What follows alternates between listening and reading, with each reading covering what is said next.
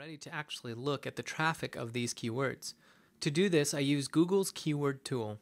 Yet there are 3 things I need to talk about before showing how to use Google's keyword tool.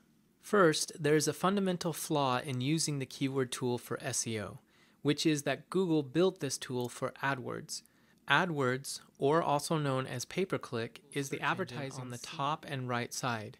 Due to this fact, a lot of what is shown is not very helpful for SEO, which I will demonstrate shortly.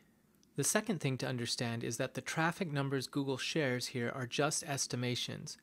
One might think that these estimations are fairly close to the real traffic numbers, but from my personal experience, this is not the case. In fact, I found their numbers to be quite off. In part 2 of this module, I will show how I minimize this problem. Yet, if the numbers are not accurate, it might seem that using Google's keyword tool may be a waste of time. However, I use this step more to weed out the keywords that have no traffic. I am sure I miss out on a few keywords that actually do have some significant traffic, but with so many keywords to analyze, it actually isn't such a bad thing. I am now just trying to whittle down my starter list to only the best keywords. The final thing to be aware of is that Google can only analyze 2,000 keywords at one time, so it took me a couple hours to go through 26,000 keywords. It's not necessary to do this many keywords, but I enjoy hunting for a diamond in the rough, so I tend to go overboard on my starter list. With that understanding, let me walk you through how I use Google Keywords tool. First, I like to check the box about only looking for closely related search terms.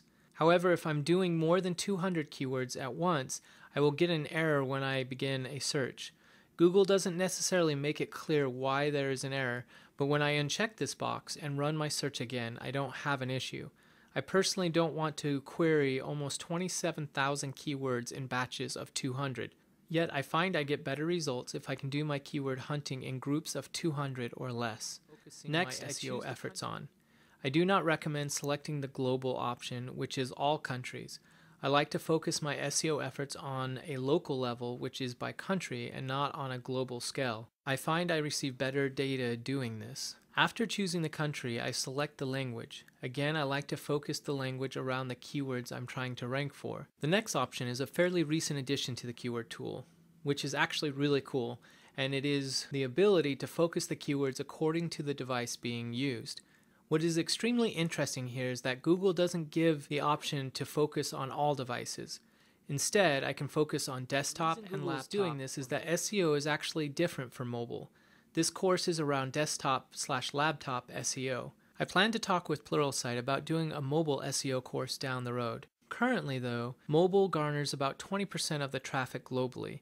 This is definitely significant and growing, yet desktop and laptop still makes up for 80% of the traffic, and that is why I'm focusing on it first. I foresee the day when a mobile-first approach will be quite common in SEO, but that day has not yet arrived. Finally, the last step before I run a search is to uncheck the default broad match type and select exact. The difference between the two is that a broad match type is search volume for the specific keyword, along with synonyms and other related terms, whereas exact match type is only the traffic of the keyword and very close variations. Now I can run a search and look at the volume and keyword variations Google will suggest. After Google runs a search, hopefully a significant amount of keywords with their monthly local traffic will show. My results actually are different than what Google defaults to. I've set up my results to only provide 2 bits of information. First, I only want the monthly local search in the United States. Often, Google's keyword tool will also show the global traffic, which doesn't help me at all. Google also defaults to the competition found in AdWords are not for SEO, so I omit them. The second column of information I request is the approximate cost advertisers pay for the keyword when advertising with Google. This metric doesn't impact SEO either, but it helps me understand even more than the competitiveness exactly how valuable the keyword is. Doing this helps me uncover keywords that have low volume but obviously potential value.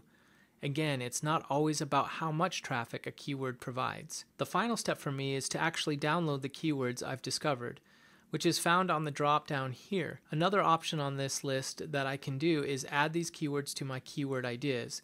This basically is a list that you can create while doing multiple keyword searches. However, I found it to be really buggy, so I just downloaded each search and added the keywords to my starter list. If you followed all these steps, you should have quite a comprehensive list of keywords that show an estimation of traffic from Google